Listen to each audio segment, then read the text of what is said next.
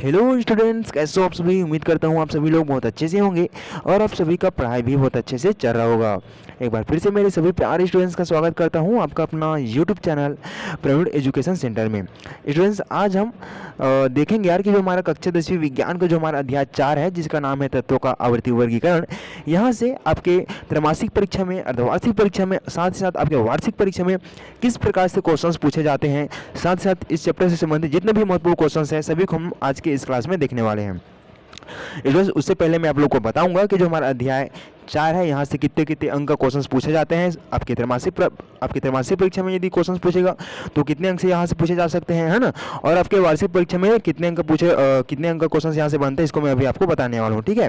तो इसमें जो हमारा अध्याय 4 है, तत्वों का आवर्ती वर्गीकरण, इस चैप्टर को हम लोग बहुत अच्छे से पढ़ चुके हैं, है ना। यानी बुक के अंतर्गत जितने भी टॉपिक्स थे सभी को हम लोग बहुत अच्छे से पढ़ चुके हैं। उम्मीद करूँगा आप लोग देख भी चुके होंगे, है ना। अभी तक से आप लोग नहीं देखो तो जाकर देख लेना यार, इसका प्लेलिस्ट बन गया है हमारे अध्याय 4 का, जिसका नाम है तत्वों का आवर्ती वर्गीकरण, जिसमें बुक के सारे पेजेस को, जितने भी हमारे टॉपिक्स थे सभी को अच्छे से क्लियर करा दिए गए हैं, बहुत अच्छे ढंग से समझा दिए गए हैं। साथ ही साथ उसके अभ्यास के प्रश्नों को भी अच्छे से हम लोग कर चुके हैं, है ना। तो एक बार आप लोग जाके देख लेना यार, ठीक है। तो यार चलो हम बिना किसी देरी के क्लास को आगे बढ़ाते हैं। स्टूडेंट्स, उससे पहले अभी तक से आप लोगों ने हमारे यूट्यूब चैनल को सब्सक्राइब करके नहीं रखे तो प्लीज़ चैनल को सब्सक्राइब कर लेना यार। और यदि वीडियो पसंद आते तो वीडियो को लाइक भी करना, ठीक है, और अपने दोस्तों को भी शेयर करते रहना, ठीक है। तो देखो यार, सबसे पहले चलो जान लो ब्लू प्रिंट के अकॉर्डिंग हम लोग देख लेते हैं कि जो हमारा अध्याय 4 है ना, यहाँ से किस प्रकार से क्वेश्चन पूछे जाते हैं। तो देखो, सबसे पहले तो आपको मैं बता दूं कि जो हमारा अध्याय 4 है, तत्वों का आवर्ती वर्गीकरण, यहाँ से आपके बोर्ड एग्जाम में कितने अंक क्वेश्चन पूछे जाते हैं इसको हम लोग सबसे पहले देख लेते हैं, ठीक है।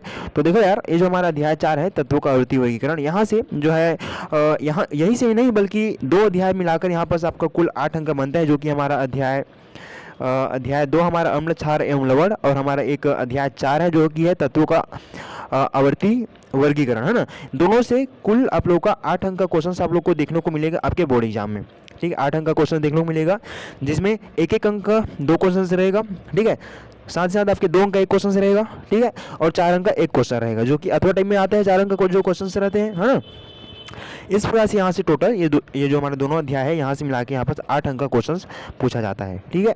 तो यार देखो, ये जो हमारा एक एक अंक का जो क्वेश्चन है ना, एक एक अंक का 2 क्वेश्चन पूछेगा, तो यहाँ से दोनों अध्याय से एक एक नंबर का क्वेश्चन आना फिक्स है, तय है। आपके बोर्ड एग्जाम में आप लोग को देखने को मिलेगा, ठीक है। और 2 अंक का 1 क्वेश्चन आता है और 4 अंक का एक अथवा टाइप में क्वेश्चन आता है, ठीक है। तो देखो, 4 अंक का जो अथवा टाइप के क्वेश्चन रहते हैं ना, उसमें करते क्या है कि एक जो 4 अंक का क्वेश्चन जो है हमारे अध्याय 2 से डाल देंगे, जो कि मैं आपको बता चुका हूँ ना, इस चैप्टर से संबंधित जितने भी इंपॉर्टेंट क्वेश्चन है सारे मैं आपको बता चुका हूँ, देख लेना यार एक बार जाके, ठीक है, अध्याय 2 का, ठीक है। और जो हमारा अध्याय 4 है, तत्वों का आवर्ती वर्गीकरण, है ना। तो करते क्या है कि 4 अंक टाइप के क्वेश्चंस में दोनों अध्याय के क्वेश्चंस को एक एक देते हैं, एक दूसरे के किस में रहते हैं और अथवा में रहते हैं, ना। एक क्वेश्चन इसका रहेगा हमारे अध्याय 2 का, और एक उसी का अथवा में हमारे एक क्वेश्चन अध्याय 4 का आपको देखने को मिलता है। कभी कभी होता है क्या है कि ये जो 4 अंक का जो क्वेश्चन रहते हैं ना, उसको जो है अध्याय 4 से पूछ देते हैं, जो अथवा टाइप के रहते हैं ना। तो दोनों में कभी कभी क्या कर देते हैं, 4 अंक का क्वेश्चन को डाल देते हैं, तो आपको जो है 4 अंक से संबंधित जितने भी क्वेश्चंस हैं हमारे अध्याय 4 से, तत्वों का आवर्ती वर्गीकरण से 4 अंक में जितने भी क्वेश्चंस बनते हैं सबको अच्छे से करके जाना है यार, ठीक है। साथ ही साथ आपको जो है हमारे अध्याय 2 का 4 अंक के क्वेश्चंस को तो करना ही करना है। मैक्सिमम अधिकतर जो है दोनों चैप्टर का जो क्वेश्चंस रहते हैं उसको अथवा टाइप में पूछा जाता है 4 अंक में, ठीक है। लेकिन हमें अच्छे से वेल प्रिपेयर रहने हमारे बोर्ड एग्जाम को लेके, ठीक है। तो कुछ इस प्रकार से पूछा जाता है, ठीक है। और रही बात ये जो हमारा 2 अंक का जो क्वेश्चन रहते हैं ना, 2 अंक का क्वेश्चन रहते हैं, ये जो अधिकतर जो है हमारे अध्याय 2 से पूछा जाता है, ठीक है। इसे आप लोग विशेष ध्यान देना। और यदि 4 अंक का जो क्वेश्चन रहेगा, है ना, 4 अंक का जो क्वेश्चन रहेगा उसे यदि अध्याय 4 से पूछा जाता है ना, यदि अध्याय 4 से या अथवा टाइम में भी इसी चैप्टर से यदि आपको देखने को मिलता है ना, तो उस सिचुएशन में होगा क्या कि 1 अंक जो हमारा अध्याय 2 से रहेगा और 2 अंक भी जो क्वेश्चन रहेगा वो अध्याय 2 से ही रहेगा, है ना। तो इस प्रकार से जो पैटर्न फॉलो होता है आपके बोर्ड एग्जाम में, ठीक है। अब चलो मैं आपको बता देना चाहूँगा कि जो हमारे त्रैमासिक परीक्षा होते हैं, अर्धवार्षिक परीक्षा होते हैं, है ना। तो यहाँ से करते क्या है, जो टीचर्स लोग जो रहते हैं ना, हमारे अध्याय 2 से भी यदि पूछेंगे और यदि अध्याय 4 से भी पूछेंगे, तो दोनों चैप्टर से आपको दो अंक का क्वेश्चन आपको देखने को मिलेगा, ठीक है। 4 अंक का क्वेश्चन आपको दोनों चैप्टर से देखने को मिलेगा। त्रैमासिक परीक्षा वगैरह में अथवा टाइप का देते नहीं यार, ठीक है। तो क्या रहेगा, आपका जो है दोनों अध्याय से आपको अलग अलग चर्चा नंबर का क्वेश्चन आपको देखने को मिलेगा, ठीक है। और एक एक नंबर का क्वेश्चन जो है आपको दोनों चैप्टर से आप लोग को देखने को मिल सकता है, ठीक है। अधिकतर पूछा जाता है आपको जो त्रैमासिक परीक्षा वगैरह रहते हैं ना, जो कि स्कूलों में होता है ना, टीचर्स लोग उसका क्वेश्चन पेपर को डिजाइन करते हैं, तो वहाँ भी कुछ ये पैटर्न को वो लोग भी क्या करते हैं, फॉलो करते हैं। ठीक है, तो कुछ इस प्रकार से रहा। उम्मीद करता हूँ आप लोग को समझ में आ गया होगा कि कितने नंबर का क्वेश्चन आपके बोर्ड एग्जाम में पूछा जाना है। ठीक है, तो टोटल यहाँ पर हमारा 8 अंक का क्वेश्चन पूछा जाता है यार आपके बोर्ड एग्जाम में। ठीक है, और जिसमें से 4 अंक का क्वेश्चन अथवा टाइम में रहेगा। ठीक है, और 2 अंक का एक क्वेश्चन रहते हैं और 1 अंक का 2 क्वेश्चन रहते हैं। ठीक है, उम्मीद करूँगा यहाँ पास आपको समझ में आ गया होगा। तो आज हम देखेंगे हमारे जो अध्याय 4 है तत्वों का आवर्ती वर्गीकरण से इससे संबंधित, यानी कि जो हमारा अध्याय 4 है इससे संबंधित जितने भी महत्वपूर्ण क्वेश्चन है सारे के सारे हम लोग देखेंगे, जानेंगे कि जो 4 अंक क्वेश्चन रहते हैं, 4 अंक टाइप के जो क्वेश्चन रहते हैं, ठीक है, किस प्रकार से पूछे जाते हैं, है ना। 2 अंक के यदि 2 अंक का क्वेश्चन यदि अध्याय 4 से आता है तो यहाँ से किस प्रकार से पूछा जाता है, 1 अंक का जो क्वेश्चन रहते हैं किस प्रकार से पूछा जाता है, इसी को अभी हम लोग देखने वाले हैं। ठीक है, तो स्टूडेंट्स मैं आप लोगों को बताऊंगा। सबसे पहले हम लोग देखेंगे कि जो हमारा अध्याय 4 यहाँ से जो 4 अंक का जो क्वेश्चंस रहते हैं किस प्रकार से बनते हैं उसको मैं आपको बताऊंगा। उसके बाद फिर मैं आप लोग को जो है 2 अंक के टाइप का क्वेश्चंस किस प्रकार से पूछा जाता है उसको बताऊंगा। फिर जो 1 नंबर टाइप का जो क्वेश्चंस है ना, जो हमारे अध्याय 4 से सारे के सारे जो है मैं आपके लिए ऑब्जेक्टिव टाइप में लेकर आया हूँ। ठीक है, जो कि काफ़ी ज़्यादा महत्वपूर्ण है। ठीक है, और 1 नंबर का जो क्वेश्चन रहते हैं उसको ऑब्जेक्टिव में भी पूछा जा सकता है, खाली स्थान में भी पूछा जा सकता है, और जो सही जोड़ी वाला रहता है नहीं है उसमें भी पूछा जा सकता है। ठीक है, लेकिन मैं आज की इस क्लास में आपको जितने भी यहाँ पर ऑब्जेक्टिव टाइप के क्वेश्चंस आपको बताऊंगा, यहाँ से आप लोग का तो रिवीजन होगा ही, साथ साथ आपको यदि इस चैप्टर से संबंधित यदि क्वेश्चंस को किसी भी प्रकार से पूछा जाता है ना, जैसे कि खाली स्थान में यदि पूछ देगा, ठीक है, यदि सही जोड़ी में पूछता है, यदि ऑब्जेक्टिव में पूछता है ना, तो ये जो हमारा क्वेश्चंस आपके लिए लेकर आए हूँ, जो कि काफ़ी सारा है ना, बहुत सारे क्वेश्चंस यहाँ पर मैं आप लोगों के लिए कम से कम 18-19 यहाँ पर क्वेश्चंस है यहाँ पर। ठीक है, सारे क्वेश्चंस को भी हम लोग देखेंगे लास्ट में। ठीक है, जिससे आप लोगों को थोड़ा सा प्रैक्टिस भी हो जाएगा।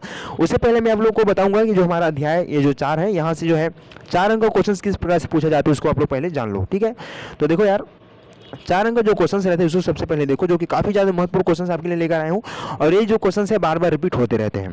ठीक है, देखो यहाँ पर हमारा पहला क्वेश्चन जो है, ठीक है, इसे 2018, 20 और 24 में इसको पूछा जा चुका है। ठीक है, तीनों सेटों में आता है। जो 4 अंक का क्वेश्चन रहते हैं ना, सभी सेटों में आपको देखने को मिलता है। ठीक है, तो यहाँ पर हमारा प्रश्न पूछा यार कि यदि तत्वों की परमाणु संख्या क्रमशः 5, 7 एवं 10 है तो बताइए।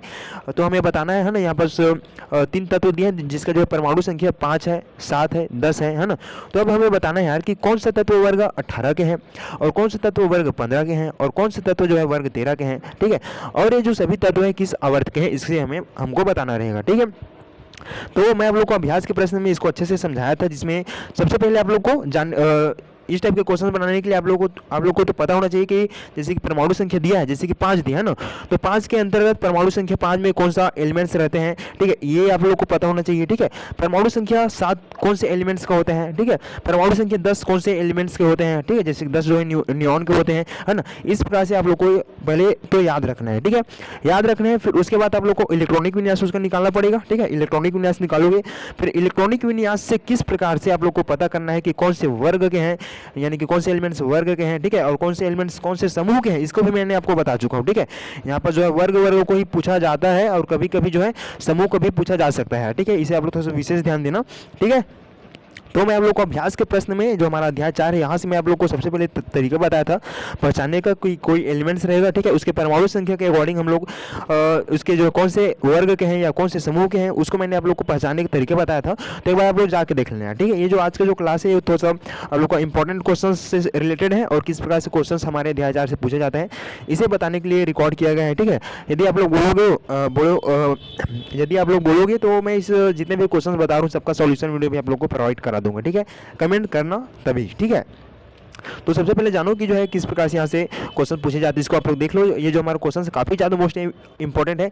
इट इज़ जो क्वेश्चन है इसको 2018 में, 20 में, 24 में पूछा जा चुका है, और जो बच्चे अभी जो 2026 में यदि एग्जाम दिलाएंगे है ना, इसमें जो है इसको पूछे जाने की संभावना बनता है यार। ठीक है, 25 में जो क्वेश्चन पूछा गया था, ठीक है, तो अधिकतर रिपीट वगैरह होता नहीं है ज़्यादा, जैसे कि 25 में आया है उसको 26 में दे दे, ऐसा होता नहीं है, क्योंकि जो है सभी चैप्टर्स में बहुत सारे क्वेश्चन की क्वान्टिटी रहता है ना, तो रिपीट करना जो है जरूरी नहीं समझता। कभी कभी होता है कुछ क्वेश्चन रिपीट होते हैं, लेकिन आप लोगों को जो क्वेश्चन पूछा जा चुका रहता है ना, सबको भी आप लोग को अच्छे से प्रैक्टिस करके जाना है। ठीक है, अभी मैं आपको बताऊंगा कि 2025 में अभी किस प्रकार से क्वेश्चन पूछा गया था।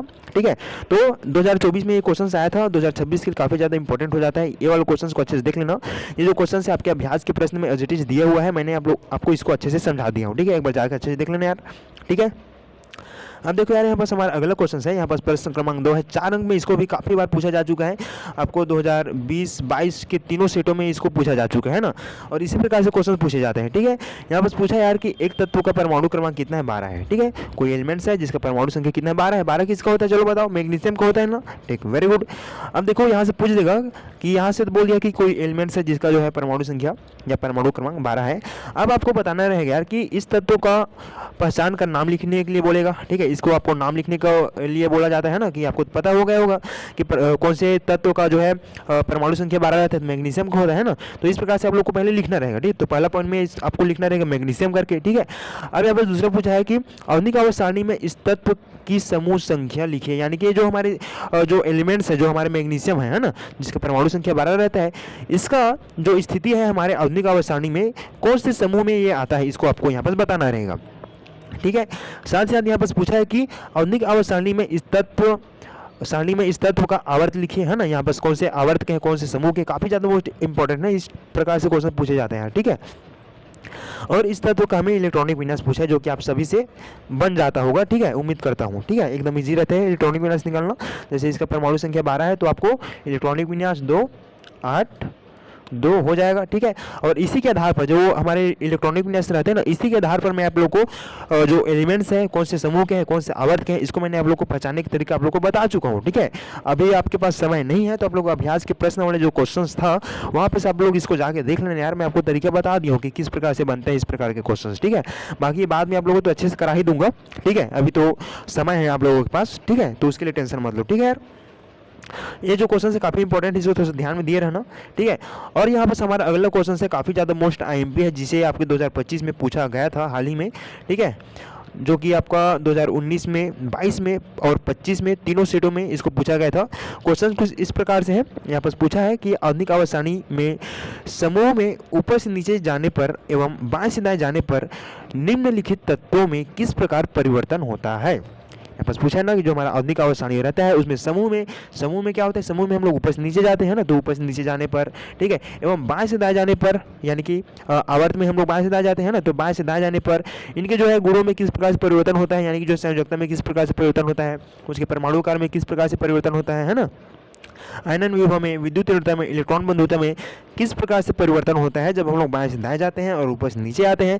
काफ़ी ज़्यादा मोस्ट आईएमपी क्वेश्चन है। ठीक है, इसे आप लोग देख लेना, ये वाला जो क्वेश्चन है सभी से बनना चाहिए। इसको मैं एक सेपरेट इसके लिए मैं वीडियो बनाया था, जिसमें मैं आप लोग को अच्छे से कराया था। ठीक है, इसका थंबनेल आप लोग स्क्रीन में देख पा रहे होंगे, यही वाला जो देख रहे हो। ठीक है, यही वाला वीडियो में आप लोग जाना और इसको सबको अच्छे से समझ लेना। ठीक है, और मैं साथ ही साथ ये जो हमारा जितने भी यहाँ पर पॉइंट्स है ना, जिससे जितने परमाणु आकार है, यहाँ पर तो आप लोग को कौन से यानी कि आवर्त में, ठीक है, बाएं से दाएं जाने पर, समूह में ऊपर से नीचे आने पर इसका जो है क्या स्थिति में किस प्रकार से परिवर्तन होता है, इसको यहाँ पर पूछा है। कभी कभी जो है इसका संयोजकता को भी पूछा जा सकता है। ठीक है, तो आप लोग को इसका जो है जितना भी इसका डेफिनेशन है, इसका जो परिभाषा है ना, ये सब आप लोग को पता होना चाहिए। ठीक है, साथ साथ आपके जो है बाएं से दाएं जाने पर, ऊपर से नीचे आने पर किस प्रकार से इसके गुणों में परिवर्तन होता है आपको पता होना चाहिए, जिसे मैं आप लोग को बहुत अच्छे से समझा दिया हूँ। ठीक है, एक बार जाके इसको अच्छे से देख लेना यार। ठीक है, और देखो ये जो हमारा जो चैप्टर है ना, चैप्टर 4, यहाँ से जो है 2 अंक के टाइप के जो क्वेश्चन रहते हैं ना, यही से बनते हैं यार। आपको जो है ब्लूप्रिंट के अकॉर्डिंग जब आप लोग देखोगे और प्रीवियस ईयर के क्वेश्चंस को देखोगे ना, ये जो हमारे अध्याय 4 है, यहाँ से 2 अंक के क्वेश्चंस पूछा नहीं जाता है। ठीक, अधिकतर पूछा नहीं जाता है।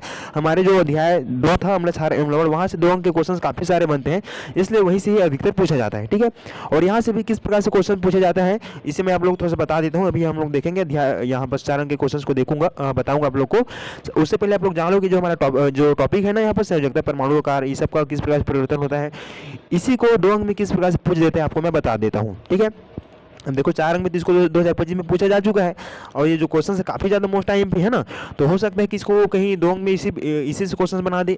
तो 2 अंक का क्वेश्चन किस प्रकार से बनेगा आपको यहाँ पर थोड़ा सा बता देता हूँ। ठीक है, देखो 2 अंक का क्वेश्चन बनाएगा तो इस प्रकार से बनाएगा, यहाँ पर पूछ देगा कि किसी वर्ग या समूह में आयनन ऊर्जा जो है किस प्रकार से परिवर्तित होती है।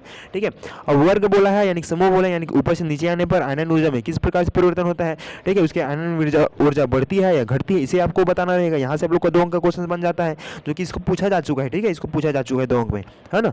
और यहाँ पास हमारा प्रश्न क्रमांक 2 है, इसी से बनता है। ठीक है, जो मैंने यहाँ पास बताया वहाँ से कि किसी समूह में संयोजकता किस प्रकार से परिवर्तित होती है। अब समूह में पूछा है तो आप लोगों को ऊपर से नीचे आना है और बताना रहेगा कि इसका संयोजकता किस प्रकार से परिवर्तन होता है। ठीक है, संयोजकता में वृद्धि होता है कि घटता है, इसको आपको बताना रहता है। ठीक है, दो अंक के लिए काफ़ी ज़्यादा इंपॉर्टेंट हो जाता है। और इसी प्रकार से यहाँ पर प्रश्न क्रमांक 3 है कि किसी समूह में परमाणु त्रिज्या जो है किस प्रकार से परिवर्तित होती है। ठीक है, ये तो रहा समूह वाला। ठीक है, अभी मैंने आपको जितना भी यहाँ पर बताया ना, सारे के सारे जो किसका था, ये था किसी समूह में। ठीक है, वर्ग में आप लोग ऊपर से नीचे आओगे तो किस प्रकार से परिवर्तन होगा। ठीक है, यहाँ पर मैं 3 ही को लिया हूँ, जिसमें से आपको आयनन ऊर्जा, संयोजकता, परमाणु आकार है। और इसी प्रकार से यहाँ से क्वेश्चन आपका जो है विद्युत तीव्रता, इलेक्ट्रॉन बंधुता, यहाँ से भी आपके लिए बना भी सकता है। ठीक है, बनता है और पूछा भी जाता है। ठीक है, दो अंक के लिए काफ़ी ज़्यादा इंपॉर्टेंट हो जाता है ये रहा समूह वाला। और इसी टाइप के क्वेश्चंस को आपको दो अंक में, इसको जो है आवर्त में भी पूछा जा सकता है ना। आवर्त में होता क्या है कि आवर्त में हम लोग बाएं से दाएं जाते हैं ना, आवर्त में हम लोग बाएं से दाएं जाते हैं। तो देखो आवर्त में किस प्रकार से बनता है, तो देखो यहाँ पर पूछा है कि किसी आवर्त में आयनन ऊर्जा जो है किस प्रकार परिवर्तित होती है। अब आयनन ऊर्जा किस प्रकार से परिवर्तित हुआ है करके पूछा है किसी आवर्त में, तो आप लोग को जो है बाएं से दाएं जाने पर इसके आयनन ऊर्जा में क्या परिवर्तन देखने को मिलता है, इसे आपको बताना रहेगा। दो के लिए इंपॉर्टेंट हो जाता है ना। और प्रश्न क्रमांक यहाँ पर अगला देखो, यहाँ पर किसी आवर्त में संयोजकता किस प्रकार से परिवर्तित होती है ना। किसी आवर्त में परमाणु त्रिज्या जो है किस प्रकार से परिवर्तित होती है। इस प्रकार से यहाँ से दो का क्वेश्चन बनता है। यहाँ से 2025 में पूछा जा चुका है, तो काफ़ी बच्चे सोचेंगे कि इसे 2026 में नहीं पूछा जाएगा, है ना। लेकिन यहाँ से बाबू 2 नंबर में क्वेश्चन पूछा जा सकता है, ध्यान में रखना। ठीक है, काफ़ी ज़्यादा मोस्ट इंपॉर्टेंट है ये पूरे चैप्टर का, पूरा मोस्ट IMP क्वेश्चन है ना। तो हो सकता है कि अगले साल में यहाँ से 2 अंक के क्वेश्चन पूछा जा सके, है ना। जो हमारे 2026 में आप लोग दिलाओगे 10वीं वाले बच्चे, तो वहाँ पर 2 अंक में यहाँ से क्वेश्चन पूछा जा सकता है। ठीक है, तो इसलिए जो हमारा टॉपिक है इसको आप लोग अच्छे से देख ही लेना है स्टूडेंट्स। ठीक है, तो चलो ठीक है, तो कुछ इस प्रकार से रहा। अब मैं यहाँ पर भैया और बताऊंगा 2 अंक का क्वेश्चन, भैया और कुछ है वहाँ पर। ठीक है, अब यहाँ पर हमारे 4 अंक का क्वेश्चन देख लो, जो कि ये भी इंपॉर्टेंट है, 2023 में इसको पूछा जा चुका है। ठीक है, यहाँ पर पूछ देते हैं यार कि किसी निम्नलिखित जोड़ों में से उस तत्व को चुनिए जिसका जो है आकार बड़ा है तथा उसका कारण भी लिखिए। ठीक है, यहाँ पर आपको दिया गया, जैसे अ में दिया है एक मैग्नीशियम है जिसका परमाणु संख्या 12 रहता है, और दूसरा दिया है क्लोरीन जिसका परमाणु संख्या 17 रहता है। अब आपको बताना रहेगा कि दोनों में किसका परमाणु आकार परमाणु आकार जो है बड़ा रहता है ना। और इस बार पूछा जा सकता है कि जो सोडियम है जिसका परमाणु संख्या 11 रहता है ना, और पोटेशियम है जिसका परमाणु संख्या 19 रहता है। अब इस दोनों में किसका आकार बड़ा रहता है, इसे पूछा जाता है ना, जो कि 4 अंक के लिए काफ़ी ज़्यादा इंपॉर्टेंट हो जाता है। और ये वाला क्वेश्चन तभी बनेगा जब आप लोग को पता होगा कि किसी आवर्त में या समूह में बाएं से दाएं जाने पर और ऊपर से नीचे आने पर ये जो किस प्रकार से उसके जो परमाणु आकार में परिवर्तन होता है, ये आपको पता रहेगा, तभी आप लोग बता पाओगे कि इसका जो है किसका जो है परमाणु आकार बड़ा रहता है ना। और साथ ही साथ ये वाला जो क्वेश्चन है आपको मैं अभ्यास के प्रश्न में बताया था। ठीक है, ये वाला जो क्वेश्चन है आपसे तभी बनेगा, तो तभी बन सकता है। आप लोग को पता होना चाहिए कि जो यहाँ पर एलिमेंट्स हैं, ठीक है, ये दोनों जो है कौन से वर्ग के या कौन से समूह के, है ना। आपसे यही जैसे दो देगा ना, जैसे मैग्नीशियम है और क्लोरीन है। ठीक है, मैग्नीशियम और क्लोरीन जो तत्व है ये जो है एक ही आवर्त के क्या है तत्व है। ठीक है, एक ही आवर्त, यानी कि जब आप लोग बाएं से दाएं ऐसे जाओगे ना सीधा सीधा मैग्नीशियम से, तो आपको इसी लाइन में आपको इधर क्लोरीन देखने को मिलेगा और इधर क्या देखने को मिलेगा मैग्नीशियम। ठीक है, तो आप लोग को पता होना चाहिए कि बाएं से दाएं जाने पर जो है इसका परमाणु आकार बढ़ता है घटता है ना। तो और किसका जो है परमाणु आकार जो है बड़ा रहेगा, है ना। तो इसे आपको बताना रहेगा यार। ठीक है, अब देखो यहाँ पर हमारे इसी प्रकार से पूछा है कि जो सोडियम है जिसका परमाणु संख्या 11 रहता है ना, और जो पोटेशियम है जिसका परमाणु संख्या 19 रहता है। ठीक है, तो आप लोगों को पहले तो ये जानना रहेगा कि जो है ये जो दोनों एलिमेंट्स है वो कौन से वर्ग के हैं, कौन से समूह के हैं, है ना। तो देखो जो हमारा सोडियम है, पोटेशियम है, जो है एक ही समूह के तत्व है ना, यानी कि आप लोग पीरियोडिक टेबल में देखोगे तो जो है एक ही समूह में आप लोग को देखने को मिलेगा। ठीक है, अब एक ही समूह में देखने को मिल रहा है ना, तो किसका जो है परमाणु आकार जो है बड़ा रहेगा और किसका छोटा रहेगा, इसको आपको बताना रहेगा। ठीक है, जो कि इस टाइप के जो क्वेश्चन है सारे के सारे जो है ये वाला क्वेश्चन में जो है ये वाला टॉपिक में कवर हो जाएगा। साथ ही ये जो सेपरेट क्वेश्चन है हमारे प्रश्न क्रमांक 4, इसे मैं अभ्यास के प्रश्न में बता दिया हूँ, अभ्यास के प्रश्न से लिया गया क्वेश्चन है जो कि बहुत ही ज़्यादा इंपॉर्टेंट है। ठीक है यार, इसको पूछा जा सकता है।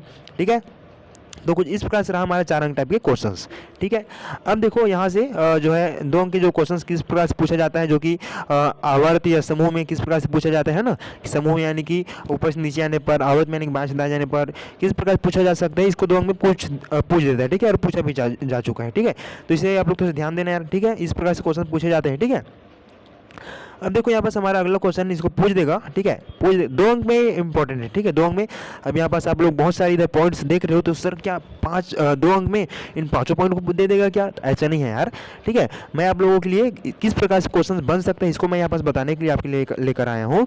कि जो यहाँ से किस प्रकार से पूछेगा, यहाँ पर बोल देगा कि कोई तत्व है जिसका परमाणु संख्या 18 है ना। तो यहाँ पास पूछ देगा कि इस तत्व का नाम क्या है ना, ये जो एलिमेंट्स है इसका नाम क्या है और इसका इलेक्ट्रॉनिक विन्यास क्या है, कोई 2 ही पॉइंट देगा। ठीक है, 2 अंक में पूछा है तो यहाँ आपसे कोई 2 ही पॉइंट देगा। यदि 4 अंक में भी इस टाइप के क्वेश्चन पूछे जा सकते हैं ना, तो 4 अंक में पूछेगा तो आपको 4 पॉइंट दिया रहेगा, तो 4 पॉइंट में आप लोग को बताना रहेगा, है ना। तो यहाँ पर पूछा है ना कि इस तत्व का नाम क्या है, तो आप लोग को बताना रहेगा कि तत्व का नाम क्या है, ठीक है।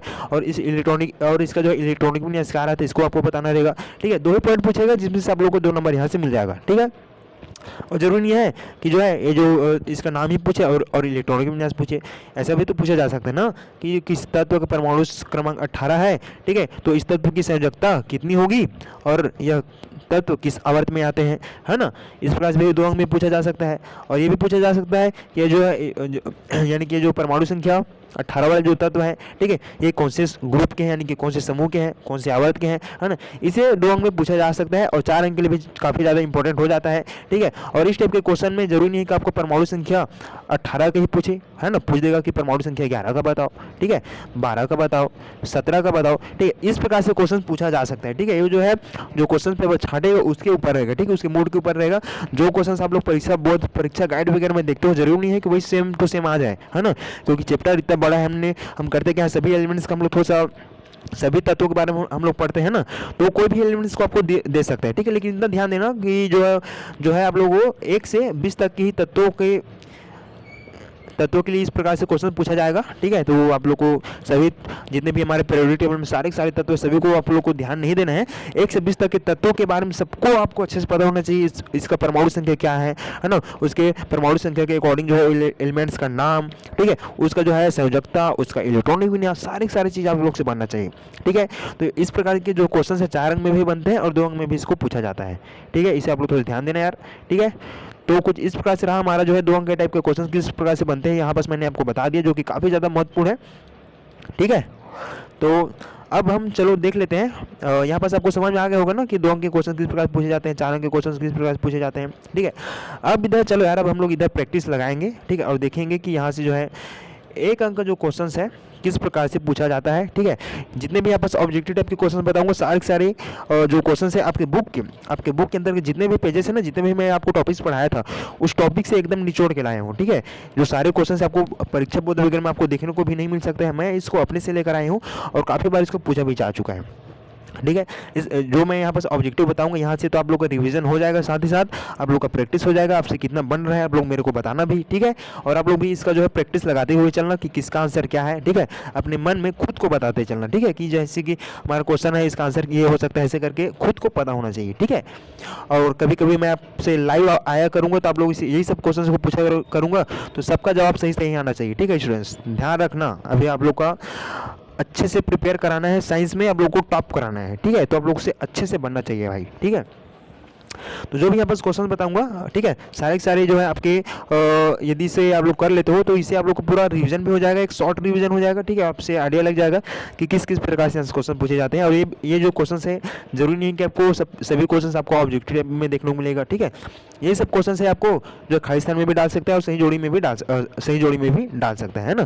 तो उसे मैटर नहीं करता है, ठीक है। हम लोग ऑब्जेक्टिव टाइप के क्वेश्चन लगा लेंगे जिससे आप लोग का आइडिया लग जाएगा, आपको समझ में आ जाएगा। उससे आप लोग चाहे वो खाली स्थान में पूछे, चाहे सही जोड़ी में पूछे, चाहे ऑब्जेक्टिव टाइप में है, हमसे बन जाएगा, ठीक है। तो चलो यहाँ पर हमारा अब इधर प्रैक्टिस लगा लेते हैं, ठीक है। यहाँ पर हमारा पहला क्वेश्चन है यार, सभी लोग बताते रहना, ठीक है। यहाँ पर हमारा पहला क्वेश्चन है स्टूडेंट्स, पूछा है कि दार्शनिक अरस्तु के अनुसार ब्रह्मांड कुल कितने तत्वों से मिलकर बना है। तो चलो बताओ, हम जब चैप्टर की शुरुआत किए थे, है ना, तो शुरू में हम एक ये वैज्ञानिक नहीं है, इसको फिलोसोफर बोलते हैं, जो कि अरस्तु जो है ना फिलोसोफर है, ठीक है। इसके अकॉर्डिंग यानी कि ये कहता था कि जो हमारा ब्रह्मांड है कुल कितने तत्वों से मिलकर बना है ना। तो आप लोगों को पता होना चाहिए कि जो हमारे अरस्तु जो वैज्ञानिक है, ठीक है, इसके अकॉर्डिंग जो यानी कि जो अरस्तु का मानना था, ठीक, जो कि फिलोसोफर है, ठीक है, इसके अनुसार जो हमारे ब्रह्मांड है कुल 5 तत्वों से मिलकर बना है, ऐसे इसका मानना था, ठीक है। तो इस प्रकार से यहाँ पर हमारा ऑप्शन सी सही हो जाएगा, ठीक है। दार्शनिक अरस्तु के अनुसार ब्रह्मांड कुल कितने तत्वों से मिलकर बना है, ठीक है। ऐसा यदि पूछा जाता है तो आपको 5 तत्वों से मिलकर बना है बताना, और वो 5 तत्व कौन कौन से हैं? अग्नि है, जल है, वायु है, पृथ्वी है और आकाश, ठीक है। तो इसे आप लोग थोड़ा ध्यान देना है, ठीक है यार। अब यहाँ पर हमारा अगला क्वेश्चन है स्टूडेंट्स, बताना यहाँ पर हमारा दूसरा क्वेश्चन है, औद्योगिक आवर्त सारणी में वर्तमान में कुल कितने तत्व ज्ञात है। चलो बताओ, सबको मालूम होगा, ठीक है, उम्मीद करूँगा सबसे ये क्वेश्चन बन जाएगा, ठीक है। हमारे औद्योगिक आवर्त सारणी में कुल कितने तत्व ज्ञात है, तो 118 तत्व ज्ञात है, ठीक है। और जो हमारे औद्योगिक आवर्त सारणी है, ठीक है, हमारा औद्योगिक आवर्त सारणी है, हमारा जो मॉडर्न पीरियोडिक टेबल है, इसके जनक किसको कहा जाता है, सबको पता होना चाहिए कि इसका जनक किसको कहा जाता है ना। तो हमारे जो मोसले वैज्ञानिक है उसको जो है हमारे औद्योगिक आवर्त सारणी का जनक कहा जाता है, ठीक है, सबसे मानना चाहिए यार, ठीक है। अब देखो स्टूडेंट्स, हमारे यहाँ पास अगला क्वेश्चन है यार, हमारा प्रश्न क्रमांक यहाँ पास तीसरा है, डोबेरेनर ने तत्वों को किस आधार पर वर्गीकृत किया था। तो चलो बताओ, सबको पता होना चाहिए ना, काफी इजी क्वेश्चन है कि हमारे जो डोबेरेनर वैज्ञानिक है उन्होंने तत्वों को किसके आधार पर वर्गीकृत किया था, ठीक है। तो जो डोबेरेनर वैज्ञानिक है यार, उन्होंने तत्वों को उसके बढ़ते हुए परमाणु द्रव्यमान के आधार पर क्या किया था, तत्वों को व्यवस्थित किया था या वर्गीकृत किया था, है ना। तो इस प्रकार से जो है हमारा ऑप्शन बी परमाणु द्रव्यमान के आधार पर ये क्या हो जाएगा, सही हो जाएगा, ठीक है। यानी कि तत्वों को उसके बढ़ते हुए परमाणु द्रव्यमान के आधार पर उन्होंने व्यवस्थित किया था, ठीक है। और डोबेरेनर के त्रिक नियम के अकॉर्डिंग वो करते क्या है कि तीन तत्वों को, ठीक है, तीन अलग अलग तत्वों को लेते हैं, ठीक है, और उसको उसके परमाणु द्रव्यमान के अकॉर्डिंग जमाते हैं, ठीक। जैसे कि यहाँ पर तीन तत्व जैसे कि आपकी बुक में लिया था उसी को मैं बता देता हूँ।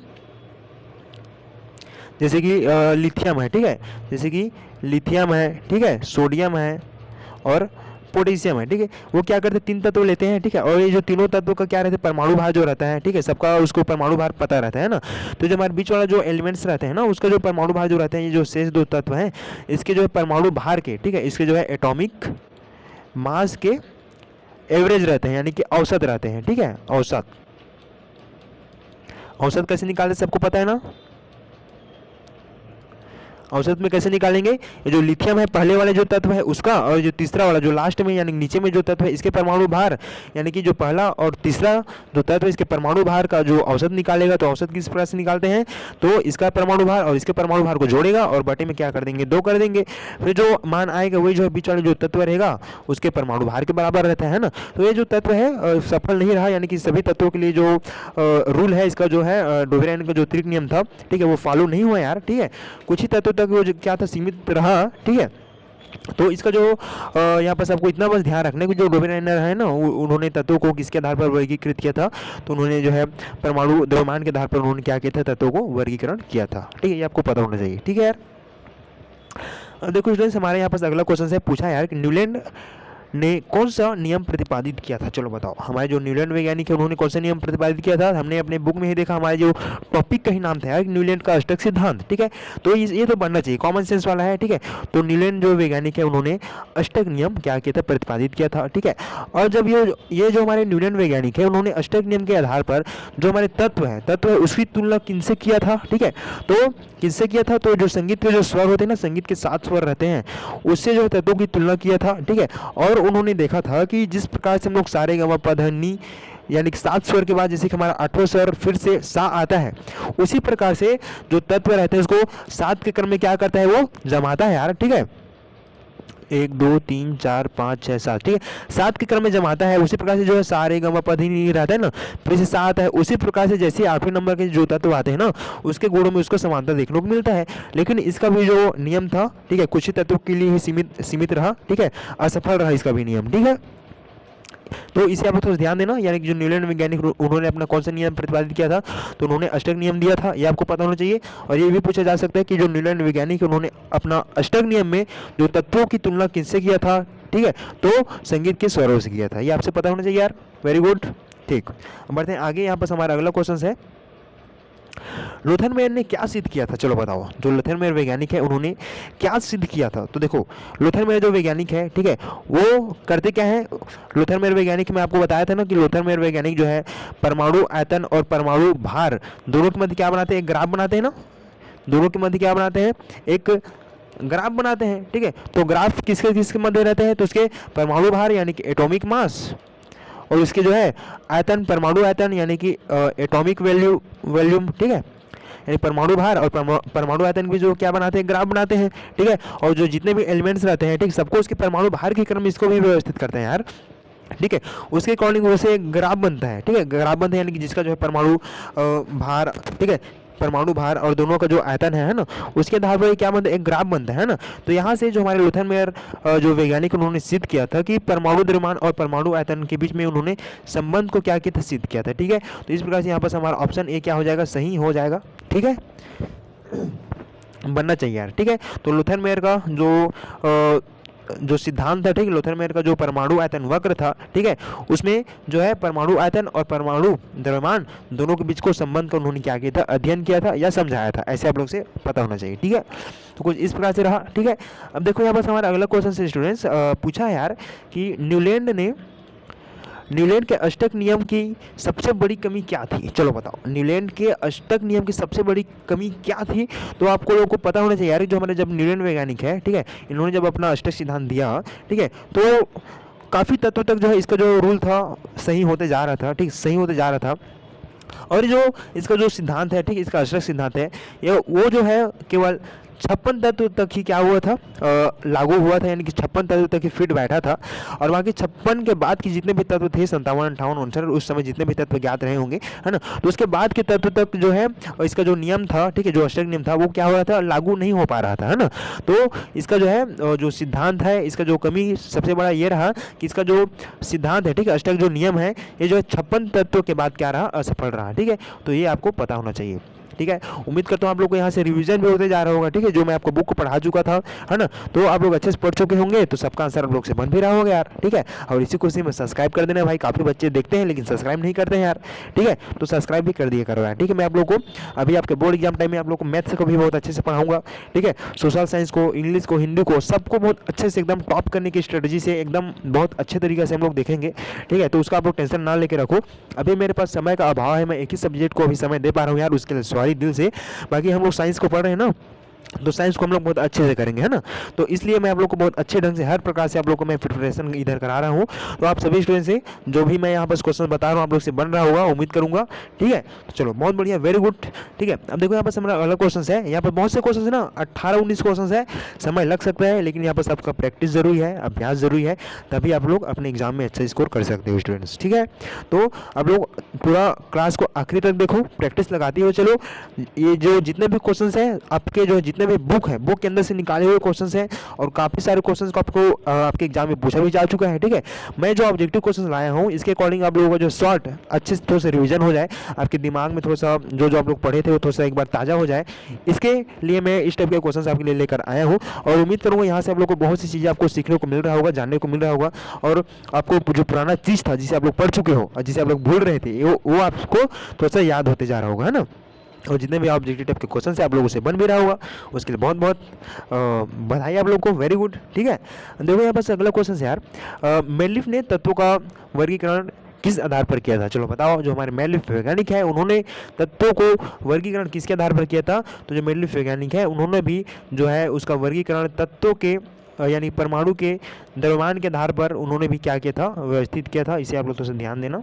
ठीक है, यहाँ पास हमारा ऑप्शन बी यहाँ पास सही हो जाता है। ठीक है, तो जो हमारे मेलिफ वैज्ञानिक है उन्होंने भी जो है तत्वों को वर्गीकरण का आधार के लिए उन्होंने परमाणु द्रव्यमान यानी कि उसका परमाणु भार, उसके एटॉमिक मास को ही माना था। ठीक है, तो ये आपको पता होना चाहिए स्टूडेंट्स। ठीक है, तो कुछ इस प्रकार से हमने 7 क्वेश्चन को यहाँ पर देखा, उम्मीद करूँगा सातों क्वेश्चन आप लोगों से बना होगा। ठीक है, और अभी मैं आप लोगों को अभी और अगला क्वेश्चन इधर ओपन करूंगा। ठीक है, जितने भी मैंने क्वेश्चंस बताए इधर सबको अच्छे से एक्सप्लेन कर दिया हूँ। ठीक है, और आप लोगों को इस चैप्टर से संबंधित जितने भी डाउट हैं आप लोग मेरे को पूछ सकते हो। ठीक है, और आप लोग टेलीग्राम ग्रुप को ज्वाइन कर लेना यार, वहाँ पर आप लोगों को जितने भी आप लोग को डाउट्स रहेगा मेरे को बता देना, फिर हम लोग लाइव आके उसको अच्छे से मजे से एकदम हम लोग क्या करेंगे उसको क्लियर करेंगे।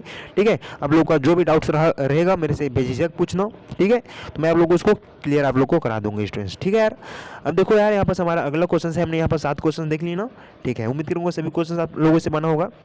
अब देखो यार यहाँ पर हमारा अगला क्वेश्चन है, हमारा प्रश्न क्रमांक 8 है, ऑब्जेक्टिव टाइप में पूछा है कि मेलिफ की आवर्त सारणी की सबसे बड़ी विशेषता क्या थी। तो चलो बताओ, हमारे जो मेलिफ वैज्ञानिक है उसके आवर्त सारणी में सबसे बड़ी विशेषता क्या थी। तो देखो, ये जो हमारे मेलिफ वैज्ञानिक है ना, उन्होंने जब अपना आवर्त सारणी दिया था, ठीक है, तो उन्होंने क्या किया था, उन्हें उसके मन में डाउट था, शंका था कि भविष्य में कुछ और ऐसे तत्व मिल सकते हैं। ठीक है, मिल सकते हैं जो पहले से मौजूद जितने भी एलिमेंट्स हैं उसके गुण में समानता दिखा सकता है ना, तो उसके लिए वो क्या किया था, ये रिक्त स्थान छोड़ दिया था। ठीक है, यानी कि अज्ञात तत्वों की भविष्यवाणी उन्होंने कर चुका था, उसे पता था कि भविष्य में हमें कुछ ऐसे तत्व मिल सकते हैं।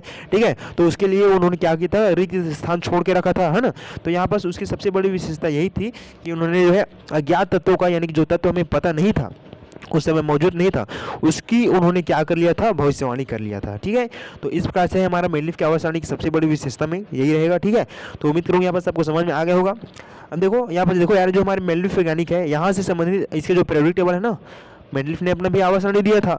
अब इससे संबंधित कुल कितने इसके समूह होते हैं और कुल कितने आवर्त होते हैं आप लोगों को पता होना चाहिए यार। ठीक है, तो देखो यार, जो हमारे मेंडलीफ वैज्ञानिक थे, इसके आवर्त सारणी के अनुसार कुल कितने समूह थे, तो आप सभी को पता होना चाहिए कि जो मेंडलीफ है उन्होंने जब अपना आवर्त सारणी बनाया था, ठीक है, उसमें समूह और आवर्त में काफ़ी बच्चे लोग को डाउट रहता है। देखो समूह बोला है ना, यानी ग्रुप, समूह, ग्रुप या स्तंभ। ठीक है, ये सब क्या है, एक है। ठीक है, समूह बोला है यानी कि ऊपर से आप लोग नीचे आओगे। ठीक है, ऊपर से आप लोग नीचे आओगे, ये क्या हो जाता है, समूह कहलाता है। ये क्या कहलाता है, समूह कहलाता है। ठीक है, ये क्या कहलाता है, समूह कहलाता है। और आवर्त में होता है कि आप लोग बाएं से दाएं जाते हो, बाएं से दाएं जाते हो, यानी कि लेफ्ट टू राइट, है ना, लेफ्ट टू राइट जाते हो आप लोग, इसे क्या बोलते हैं, इसे बोलते हैं आवर्त। ठीक है, अभी मैं ऐसे पूछूंगा कि जो हमारे आधुनिक आवर्त सारणी उसमें कितने आवर्त है, कितने समूह हैं, काफ़ी ज़्यादा इंपॉर्टेंट है, उसको उसे भी पूछा जा सकता है ना, और आप लोग को पता भी होना चाहिए। ठीक है, तो देखो यहाँ पर हमारा जो पूछा है कि मेंडलीफ के आवर्त सारणी के अनुसार कुल कितने समूह थे, ग्रुप थे या स्तंभ थे, ऐसे यदि आपसे पूछा जाता है तो सभी का आंसर एक ही होना चाहिए कि जो आवर्त सारणी था मेंडलीफ का, उसमें जो कुल समूहों की संख्या जो थी वह थी 8। ठीक है, तो जो मेंडलीफ का आवर्त सारणी में कुल 8 क्या थे, समूह थे, ग्रुप थे। ठीक है, ये आपको पता होना चाहिए। ठीक है, और जो आवर्त की जो संख्या थी वो थी टोटल 6। ठीक है, सबको मालूम होगा, वेरी गुड। तो जो हमारे मेंडलीफ वैज्ञानिक थे, ठीक है, उसके आवर्त सारणी में कुल समूहों की संख्या 8 थी और कुल आवर्त की जो संख्या था वो कितना था, 6 था। ठीक है, उम्मीद करता हूँ आपको समझ में आया होगा यार, बहुत बढ़िया। देखो स्टूडेंट्स, हमारे यहाँ पास अगला क्वेश्चन है, यहाँ पास पूछा है यार कि आधुनिक आवर्त सारणी के जनक किसे कहा जाता है, तो चलो बताओ, हमारे मॉडर्न पीरियोडिक टेबल का जनक किसे कहा जाता है, हमने उधर भी देखा, सबको पता भी होगा। ठीक, क्वेश्चन रिपीट होगा यहाँ पास। अब यहाँ पास हमारा आधुनिक आवर्त सारणी यहाँ पास स्टार्ट हुआ है, इसलिए यहाँ पास मैं इसके जनक को भी ऐड किया हूँ। तो सबको मालूम होगा कि जो हमारे आधुनिक आवर्त सारणी है उसका जो जनक है मोसले सर है ना, जिसका नाम हेनरी मोसले है। ठीक है, तो हमारे आधुनिक आवर्त सारणी का जनक मोसले जी है, सबको मालूम है, बहुत बहुत बढ़िया, वेरी गुड।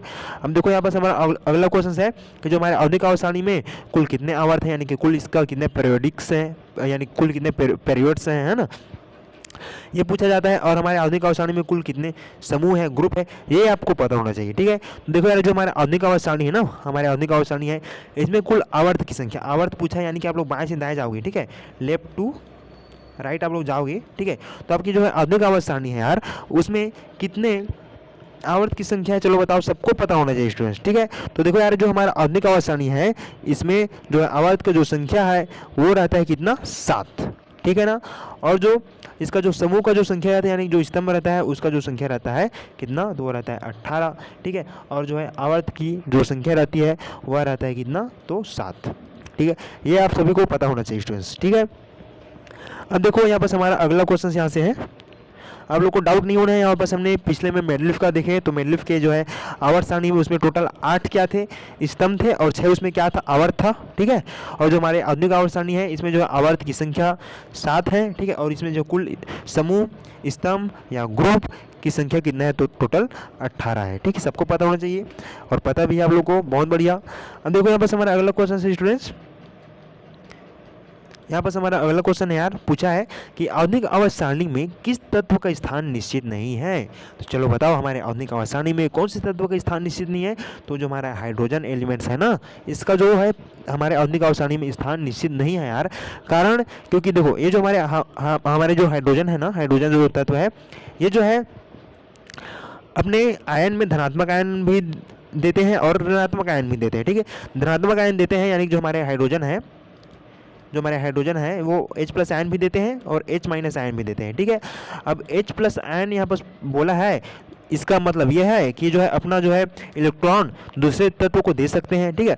और माइनस से तात्पर्य यह है कि दूसरे से क्या कर सकता है, ले सकता है ना।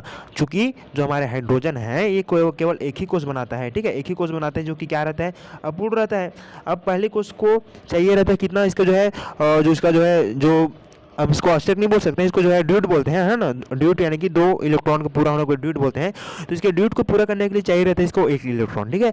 यदि कोई एलिमेंट इसको 1 इलेक्ट्रॉन देता है बाहर से, ठीक है, इसको यदि कोई 1 इलेक्ट्रॉन देता है बाहर से, ठीक है, तो इसमें जो माइनस चार्ज लग जाएगा, ठीक है।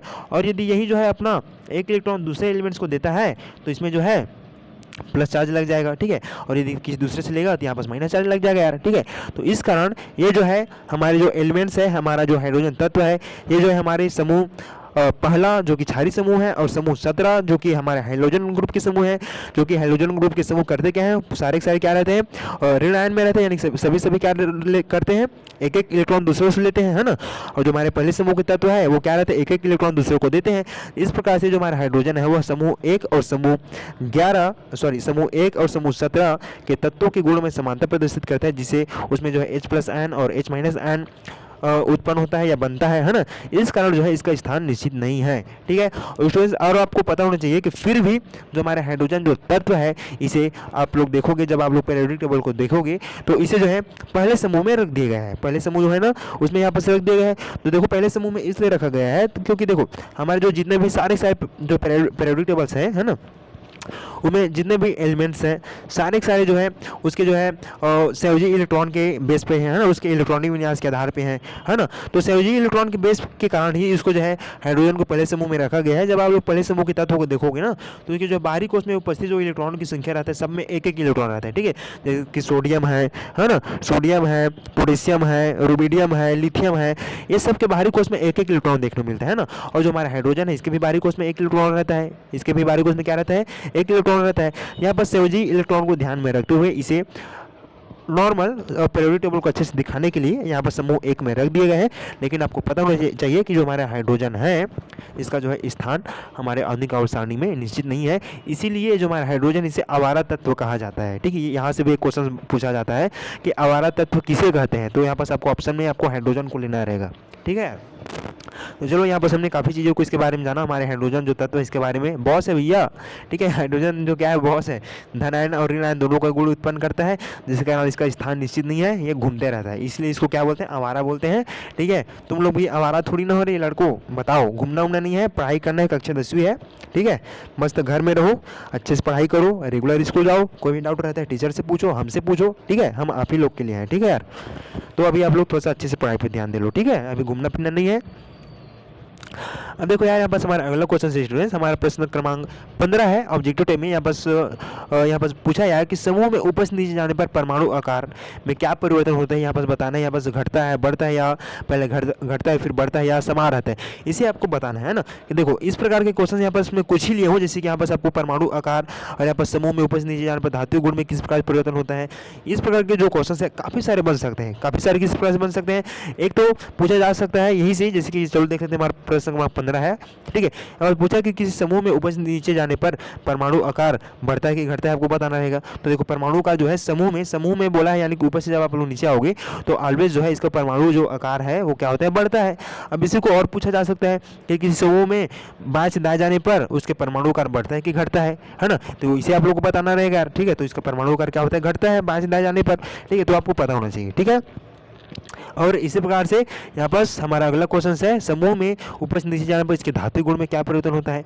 देखो धात्विक गुण होता है क्या है, धात्विक गुण यानी कि जो भी एलिमेंट्स है उसका जो है दूसर तत्व से, या उस धात्विक गुण से तात्पर्य यार कि जो एलिमेंट्स है उसके बाहरी कोष में उपस्थित इलेक्ट्रॉन को खोने की क्षमता, ठीक है, और उसको जो है अभिक्रिया करने की क्षमता, ठीक है। तो देखो ऊपर से जब आप लोग नीचे आओगे, है ना, ऊपर से जब आप लोग नीचे आओगे तो होता है क्या, ऊपर से नीचे आने पर परमाणु आकार बढ़ता है, परमाणु आकार बढ़ते जाता है ना।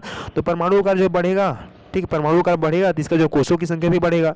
अब कोषों की संख्या बढ़ेगा तो जो हमारे नाभिक है, अब बाहरी कोष में उपस्थित जो इलेक्ट्रॉन रहेगा उसके बीच का जो केंद्र का आकर्षण जो है क्या हो जाएगा, कम हो जाएगा, है ना। यानी जो हमारे नाभिक जो है वो जिस प्रकार के साथ जो हमारे पहले कोष और दूसरे कोष के जो तत्व को अपनी ओर खींच के रखते हैं, उस यानी कि उसके अकॉर्डिंग यानी कि इस हिसाब से जो हमारे बाहरी कोश में उपस्थित जो तत्व है इसे जो है अच्छे से नहीं खींच पाते, यानी कि केंद्र का आकर्षण कम हो जाता है, जिसके कारण बाहरी कोश में उपस्थित जो इलेक्ट्रॉन रहते हैं आसानी से बाहर निकल जाते हैं और अभिक्रिया में भाग ले लेते हैं। इस कारण इसका जो है धातु गुण क्या हो जाता है, बढ़ जाता है ना, ऊपर से नीचे आने पर इसका धातु गुण बढ़ता है, आप लोग को पता होना चाहिए। ठीक है, और मैं आप लोग को जो है परमाणु का धातु गुण ये तो खैर हम लोग देख लिए। ठीक है, और आप लोग को संयोजकता में किस प्रकार से परिवर्तन होता है, बाएं से दाएं जाने पर, ऊपर से नीचे आने पर। ठीक है, इलेक्ट्रॉन बंधुता में किस प्रकार से परिवर्तन होता है, आयनन विभव में किस प्रकार से परिवर्तन होता है, ये सब आप लोग को पता होना चाहिए। ठीक है, तो जो हमारा लॉन्ग वीडियो था ना उसे आप लोग एक बार अच्छे से देख लेना। ठीक है, फिर वहाँ से इस प्रकार के क्वेश्चंस, ऑब्जेक्टिव टाइप के क्वेश्चंस आप लोग से बन जाएगा। ठीक है, छोड़ना नहीं स्टूडेंट्स, काफ़ी ज़्यादा महत्वपूर्ण क्वेश्चन सारे पूछा जा सकता है। ठीक है, और पूछा जाता भी है।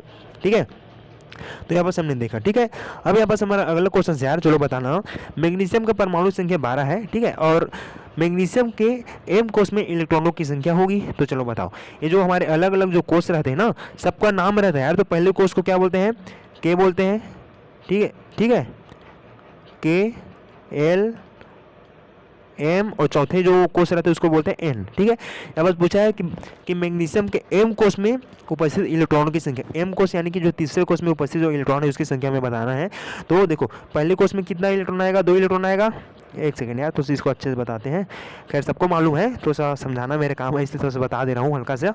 ठीक है, ये क्या है, हमारा पहला कोश है, ये हमारा दूसरा कोश है, ये हमारा तीसरा कोश है, ये हमारा क्या है, चौथा कोश है। ठीक है, अब देखो ये जो हमारा पहला जो कोश है, ठीक है, इसे बोलते हैं के। ठीक है, दूसरे को बोलते हैं एल, तीसरे को बोलते हैं एम। ठीक है, और चौथे को बोलते हैं एन। ठीक है, यहाँ बस पूछा क्या है, यहाँ पर नाम लिख दो क्या सबका, ये क्या है, के है, एल है, एम है, और ये क्या है, एन है। ठीक है, अब यहाँ पर इलेक्ट्रॉनिक विन्यास पूछा है, तो इलेक्ट्रॉनिक विन्यास किस प्रकार से बनेगा। तो देखो पहले जो पहले कोर्स है इसमें इसका जाएगा 2 इलेक्ट्रॉन। देखो इसका इलेक्ट्रॉनिक विन्यास जो रहता है 2 रहता है, 8 रहता है, और कितना रहता है, 2 रहता है। ठीक है, 8 2 10, 10 और 2 12।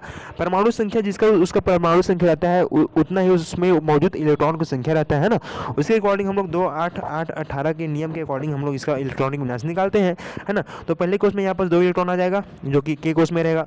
दूसरे कोर्स में 8 इलेक्ट्रॉन आते हैं, तो यहाँ पर हम लोग क्या कर देंगे, 8 इलेक्ट्रॉन को यहाँ पर हम लोग फिल कर देंगे यार। 4 हो गया, यहाँ पर 4 और बना देता हूँ। ठीक है, तो 4 इलेक्ट्रॉन यहाँ पर हो गया। ठीक है, और यहाँ पर हमारे जो है तीसरा कोर्स है, इसमें भी हम लोग 8 इलेक्ट्रॉन डालते हैं, यदि इधर 8 रहता तो। ठीक है, यहाँ पर हमें केवल 2 ही इलेक्ट्रॉन है, तो यहाँ पर हम क्या करेंगे, बाहरी कोर्स में हम लोग क्या करेंगे, यहाँ पर 2 इलेक्ट्रॉन डाल देंगे। और इसी को यहाँ पर पूछा है कि एम कोर्स में उपस्थित इलेक्ट्रॉनों की संख्या क्या होगा। तो सबको अब यहाँ पर पता चल गया होगा कि हमारे जो एम कोर्स है इसमें उपस्थित कितने इलेक्ट्रॉन है, तो 2 इलेक्ट्रॉन है यार। ठीक है, तो इस प्रकार से यहाँ पर हमारा ऑप्शन ए सही हो जाता है स्टूडेंट्स। ठीक है, सबसे बनना चाहिए यार, काफ़ी इजी क्वेश्चन था।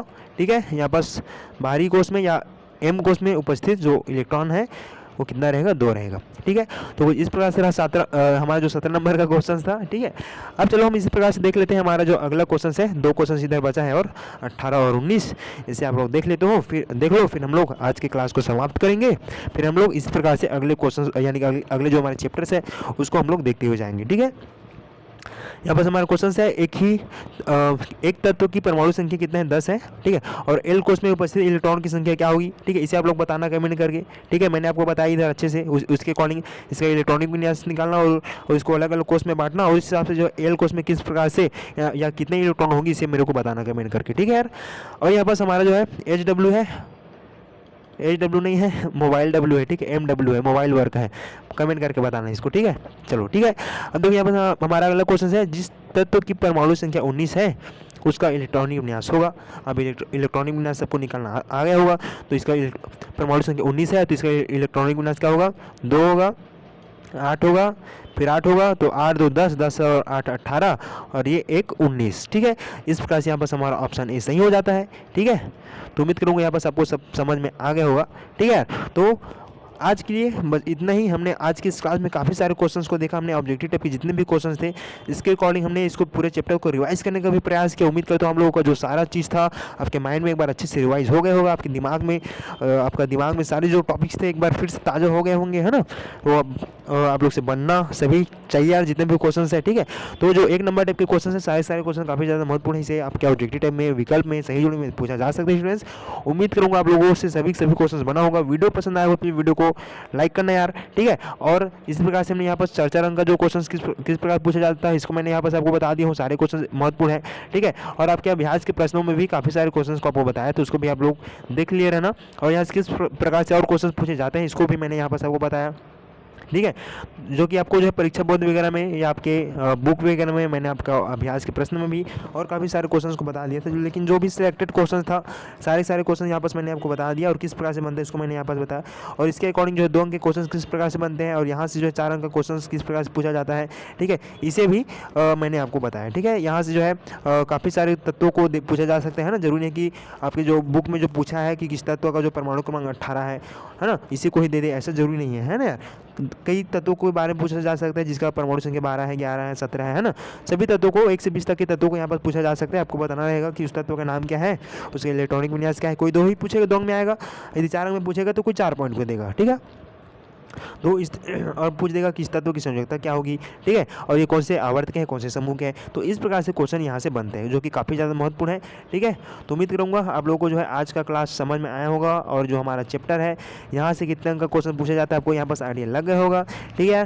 तो स्टूडेंट्स वीडियो पसंद आया हो तो प्लीज़ वीडियो को लाइक करना है, चैनल में नए हो प्लीज़ चैनल को सब्सक्राइब करना। वीडियो में आखिरी तक बने रहने के लिए बहुत बहुत धन्यवाद। मिलते हैं नेक्स्ट चैप्टर के साथ और इसी प्रकार से हम लोग अगले चैप्टर्स को भी देखेंगे, ठीक है। तो थैंक्स फॉर वॉचिंग, अच्छे से पढ़ाई करो यार, ठीक है। Okay bye.